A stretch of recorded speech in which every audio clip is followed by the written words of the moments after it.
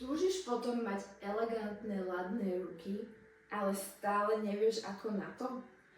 Dámy, okrem všetkých techník, ktoré vám prinášam počas hodín, alebo teda priamo takto online, najpodstatnejšou a najzákladnejšou vecou je vaše dýchanie. Viem a poznám na klientkách, že keď idú, tak idú s celou silou, stiahnuté telo, spevnené totálne a tým pádom ten dých kopíruje naše nohy. Čiže keď idú rýchlo nohy, tak aj ten dých ide rýchlo.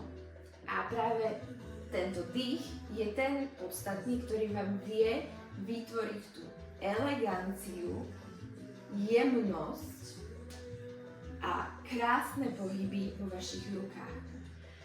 Je to veľmi ťažké na začiatok, ale keď si uvedomíte, že vaše telo sa skladá počas tancovania salsy z dolnej časti a z hornej časti. V tejto časti od pupku dole chceme mať silu, chceme mať energiu, chceme mať niečo, čo nás poháňa vpred. To je vlastne motor. Ale v tejto v hornej časti, sa nachádza jemné dýchanie. Čo vám môže pomôcť je, keď budete robiť základný krok, basic, že idete vpred, nadýchnete sa a keď ide vzad, vydýchnete.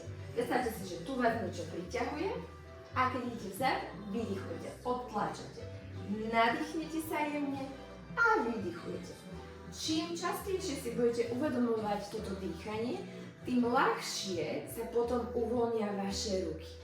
Čiže ja idem síce s nohami rýchlo, ale vidíte, že moje ruky sú veľmi jemnúčké.